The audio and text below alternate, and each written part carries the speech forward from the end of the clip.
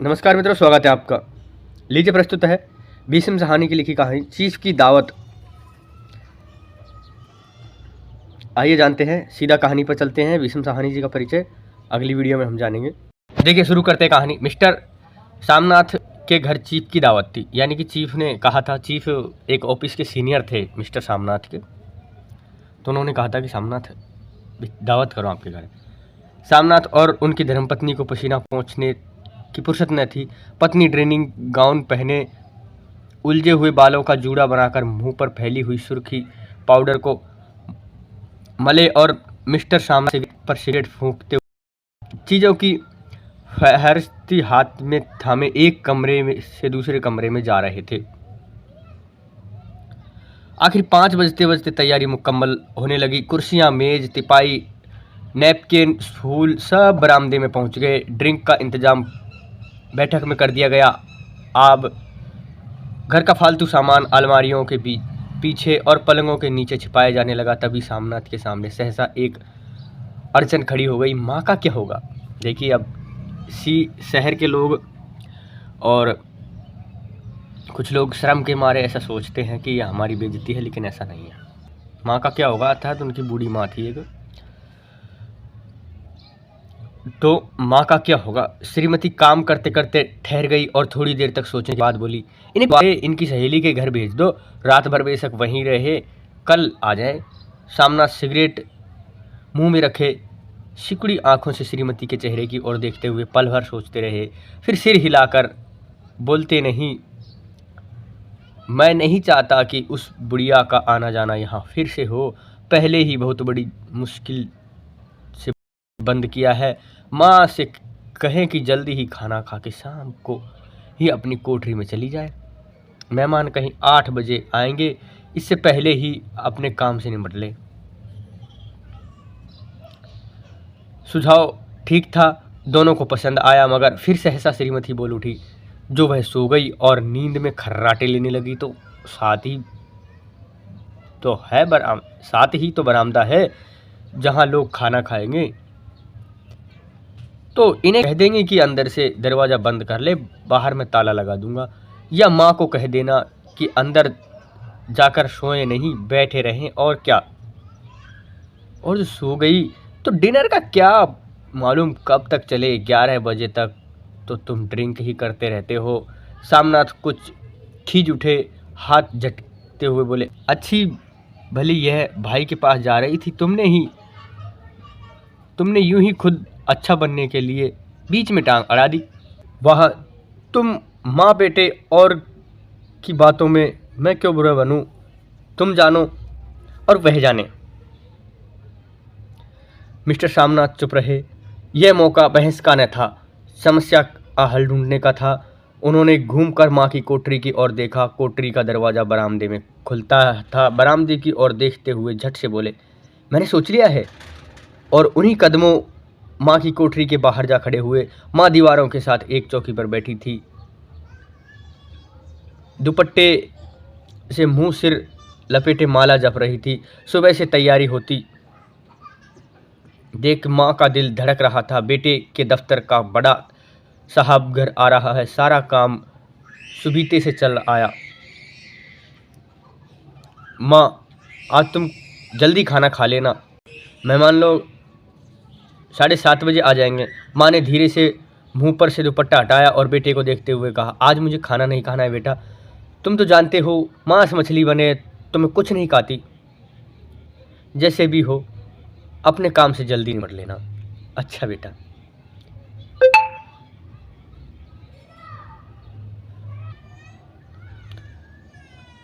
माँ अवाक बेटे का चेहरा देखने लगी, फिर धीरे से बोली, अच्छा बेटा। और माँ जल्दी से सो जाना तुम। खर्राटे की आवाज़ दूर तक जाती है। माँ लज्जित सी आवाज़ में बोली, क्या करूँ बेटा, मेरे बस की बात नहीं है। जब से बीमारी से उठी हूँ, नाक से सांस नहीं ले सकती।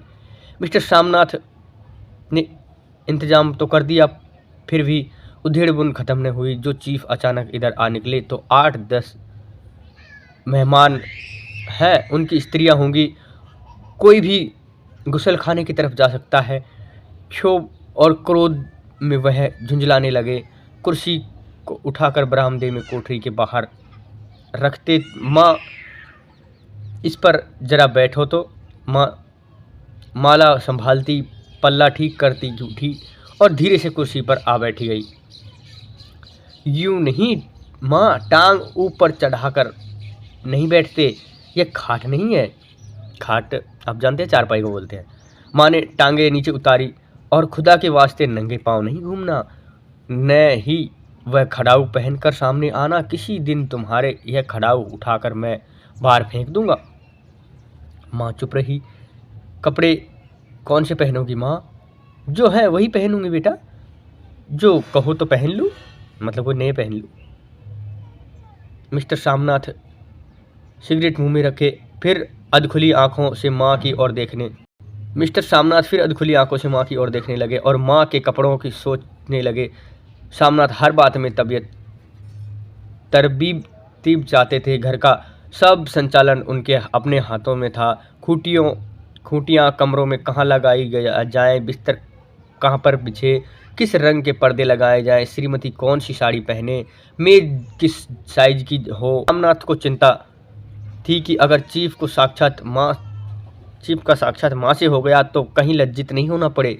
माँ को सिर से पांव तक देखते हुए बोले, तुम सफ़ेद कमीज और सफ़ेद सलवार पहन लो माँ, पहन के आओ तो जरा देखूं। माँ धीरे से उठी और अपनी कोठरी में कपड़े पहनने चली गई। यह माँ का झमेला ही रहेगा। फिर उन्होंने फिर अंग्रेजी में स्त्री से कहा, कोई ढंग की बात हो तो भी कोई कहे, अगर कोई उल्टी सीधी बात हो तो चीफ को बुरा लगा तो सारा काम मजा जाता रहेगा।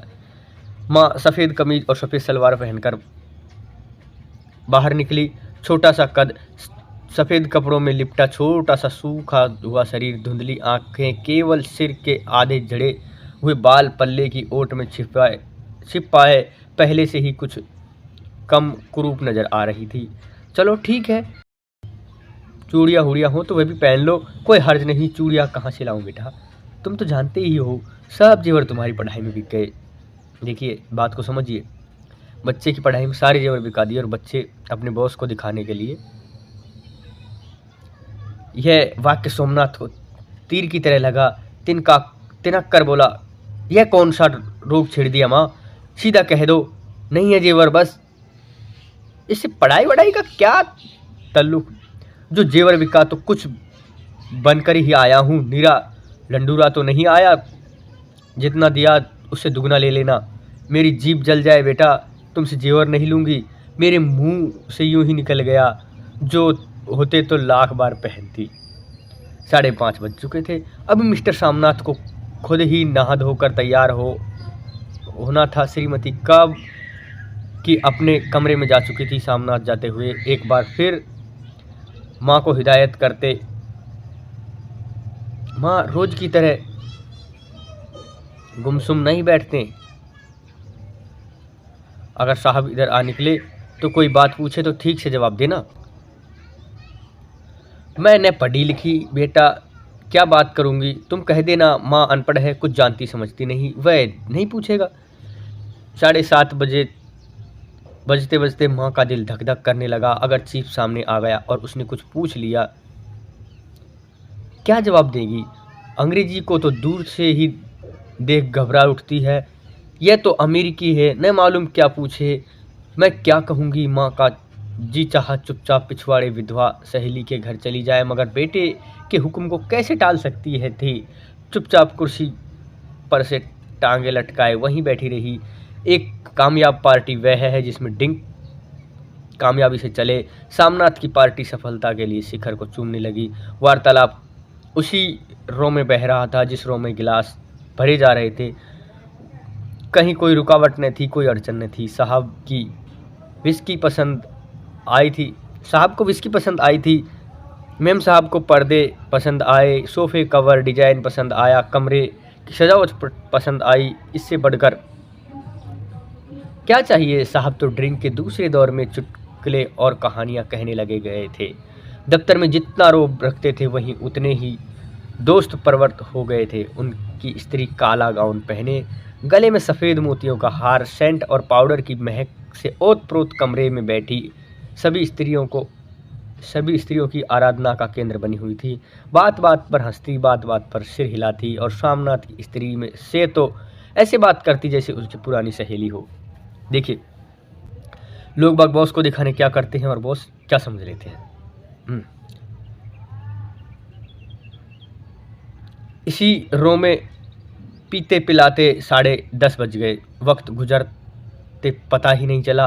आखिर सब लोग अपने अपने गिलासों में से आखिरी घूंट पीकर खाना खाने के लिए उठे और बैठक से बाहर निकले। आगे सोमनाथ रास्ता दिखाते हुए, पीछे चीफ। दूसरे मेहमान बरामदे में पहुंचते ही सोमनाथ सहसा ठिठक गए। जो दृश्य उन्होंने देखा उससे उनकी टांगें लड़खड़ा गई।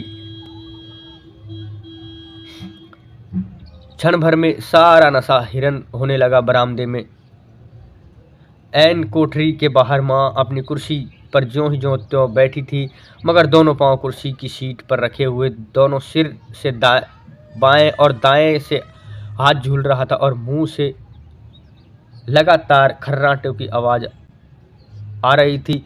जब सिर कुछ देर तक के लिए टेढ़ा होकर एक तरफ को थम जाता तो खर्राटे और गहरे हो उठते। फिर जब झट से नींद टूटती तो सिर फिर दाएं बाएं झूलने लगता। पल्ला सिर से खिसक आया और माँ झरे हुए बाल आधे गंजे सिर पर अस्त व्यस्त बिखर रहे थे। देखिए अब आगे।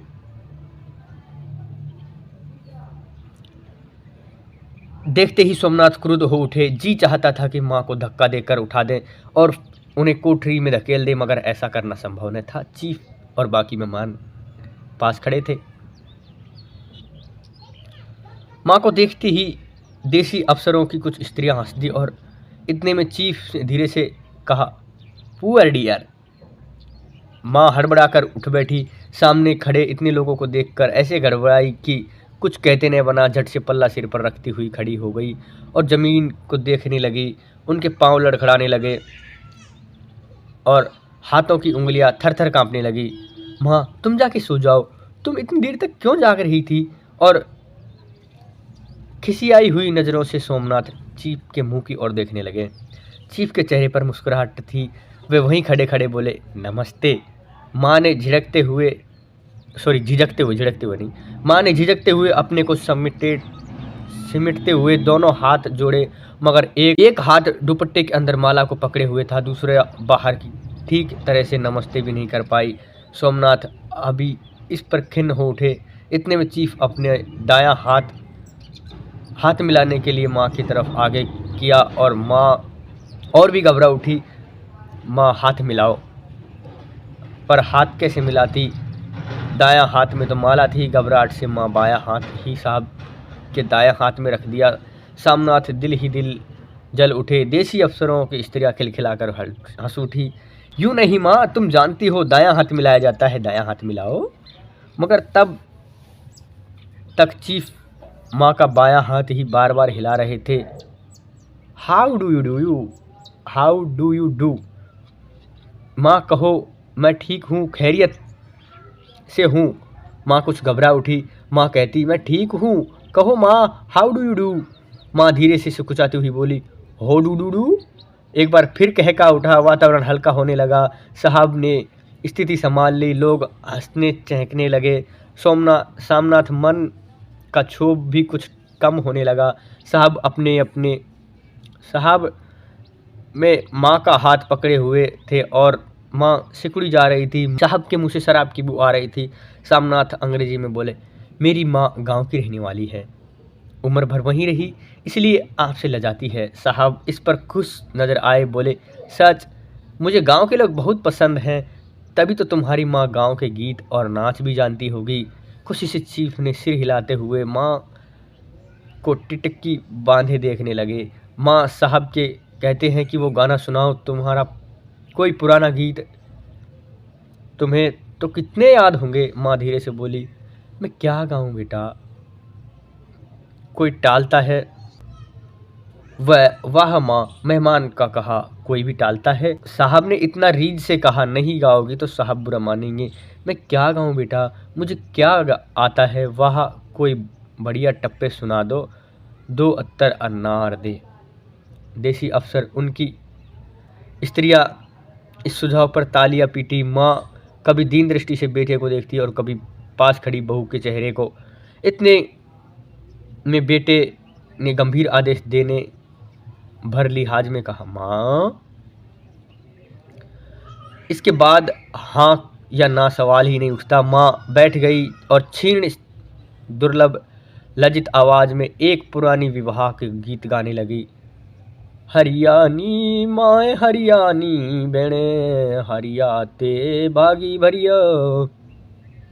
देसी स्त्रियां खिलखिला के हंस उठी। 3 पंक्तियां गा के माँ चुप हो गई। बरामदे में तालियों से गूंज उठी। साहिब तालियां पीटना बंद नहीं करते थे। सामनाथ ही खींच प्रसन्नता और गर्व में बदल उठी थी। माँ ने पार्टी में नया रंग भर दिया था। तालियां थमने पर साहब बोले, पंजाब के गांवों की दस्तकारी है क्या? सामनाथ खुशी में झूम उठे थे। बोले, ओ बहुत कुछ साहब। मैं आपको एक सेट उन चीज़ों का भेंट करूंगा, आप उन्हें देखकर खुश होंगे। मगर साहब ने सिर हिलाकर अंग्रेजी में पूछा, नहीं, मैं दुकान की चीज़ें नहीं मांगता। पंजाबियों के घर में क्या बनता है, औरतें खुद क्या बनाती है?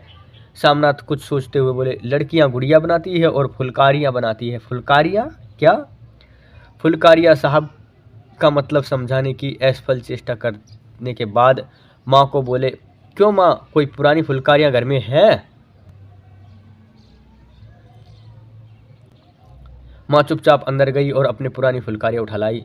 साहब बड़ी रुचि से फुलकारियां देखने लगे। पुरानी फुलकारी थी, जगह जगह उसके तार टूटे थे, कपड़ा फटने लगा था। साहब की रुचि को देखकर सामनाथ बोले, यह फटी हुई है साहब, मैं आपको नई बनवा दूंगा, माँ बना देंगी। क्यों, साहब को फुलकारी बहुत पसंद है, इन्हें ऐसी ही फुलकारी बना दोगी ना? माँ चुप रही, फिर डरते डरते धीरे से बोली, अब मेरी नज़र कहाँ है बेटा, बूढ़ी आंखें क्या देखेंगी? मगर माँ का वाक्य बीच में ही तोड़ते हुए सामनाथ साहब को बोले, वे जरूर बना देगी, आप उसे देखकर खुश होंगे। साहब ने सिर हिला दिया, धन्यवाद किया और हल्के हल्के झूमते हुए खाने की मेज की ओर बढ़ गए। बाकी मेहमान भी उनके पीछे हो लिए। जब मेहमान बैठ गए और माँ पर से सबकी आंखें हट गई, तब तो माँ धीरे से कुर्सी पर से उठी और उन सब से नज़रें बचाती हुई कोठरी में चली गई। मगर कोठरी में बैठने की देर न थी कि आंखों में छल छल आंसू बहने लगे। वह दुपट्टे से बार बार पूछती हुई, वह बार बार उमड़ आते, जब बरसों का बांध तोड़कर उमड़ आए हों। तो माँ ने बहुतेरा दिल समझाया और हाथ जोड़े भगवान का नाम लिया, बेटे की चिरायु होने की प्रार्थना की, बार बार आंखें बंद की, मगर आंसू बरसात की तरह जैसे थमते ही न थे। आधी रात का वक्त होगा। मेहमान खाना खाकर एक एक करके जा चुके थे। माँ दीवार पर सट कर बैठी आंखें फाड़े दीवार को देखे जा रही थी। घर का वातावरण में तनाव ढीला पड़ चुका था। मोहल्ले की निस्तब्धता सामनाथ के घर में भी छा चुकी थी। केवल रसोई में प्लेटों की खनखन की आवाज़ आ रही थी। तभी सहसा माँ की कोठरी का दरवाज़ा जोर से खटखटाने लगा। माँ, दरवाज़ा खोलो। माँ का दिल बैठ गया। हड़बड़ा कर उठ बैठी। क्या मुझसे फिर कोई भूल हुई है माँ? कितनी देर में आपको कोस रही थी कि क्यों उन्हें नींद आ गई, क्यों वह ऊँघने लगी? क्या बेटे ने अभी उन्हें क्षमा नहीं किया? माँ और कांपते हाथों से दरवाज़ा खोल दिया। दरवाज़ा खुलते ही सामनाथ झूमते हुए आगे बढ़ आए, माँ को आलिंगन में भर लिया।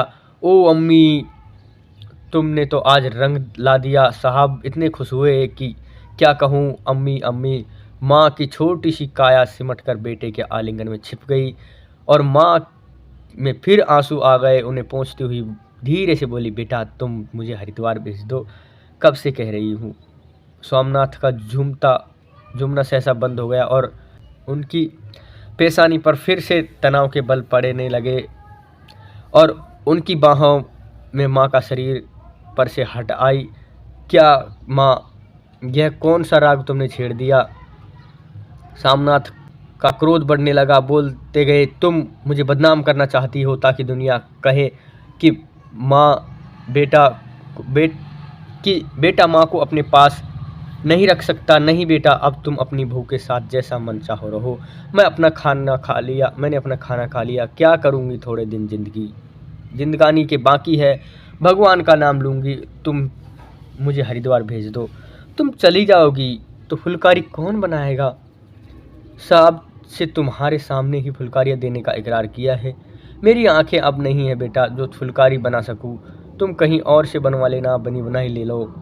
माँ, तुम मुझे धोखा देके यूं चली जाओगी, मेरा बनता काम बिगाड़ोगी। जानती नहीं साहब खुश होंगे। साहब खुश होगा तो मुझे तरक्की मिलेगी। माँ चुप हो गई, फिर बेटे के मुंह की ओर देखते हुए बोली, क्या तरक्की होगी? क्या साहब तुम्हारी तरक्की कर देगा? क्या उसने कहा है? कहा नहीं, मगर देखती नहीं कितना खुश गया है। कहता है जब तेरी माँ फुलकारियाँ बनाना शुरू करेंगी तो मैं देखने आऊँगा कि कैसे बनाती है। जो साहब खुश हो गया तो मुझे इससे बड़ी नौकरी मिल सकती है और मैं बड़ा अफसर बन जाऊँगा। माँ के चेहरे का रंग बदलने लगा। धीरे धीरे झुर्रियाँ भरा मुँह खिलने लगा। आँखों में हल्की हल्की चमक आने लगी। तो तेरी तरक्की होगी बेटा, तरक्की यूं ही हो जाएगी। साहब को खुश रखूँगा तो कुछ करेगा, वरना खिदमत करने वाले और थोड़े हैं। तो मैं क्या बना दूँ बेटा? जैसे बन पड़ेगा बना दूँ। और माँ का दिल फिर से बेटे के उज्जवल भविष्य की कामना करने लगा। मिस्टर सामनाथ, अब सो जाओ, माँ कहते हुए तनिक लड़खड़ाते हुए अपने कमरे की ओर घूम गए। यानी सामनाथ ने कहा, माँ अब सो जाओ। ये कहानी मित्रों यहीं पर समाप्त होती है। कहानी कैसी लगी आप अवश्य बताइएगा।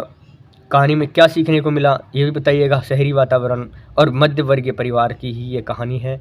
जैसा कि आपको एक नाटक में प्रस्तुत हुआ था, आधे अधूरे, लगभग वही कहानी है। आप मान लीजिए इसमें थोड़ा अंतर है। इसमें ऊब खींच थोड़ी कम है, उसमें ज़्यादा है।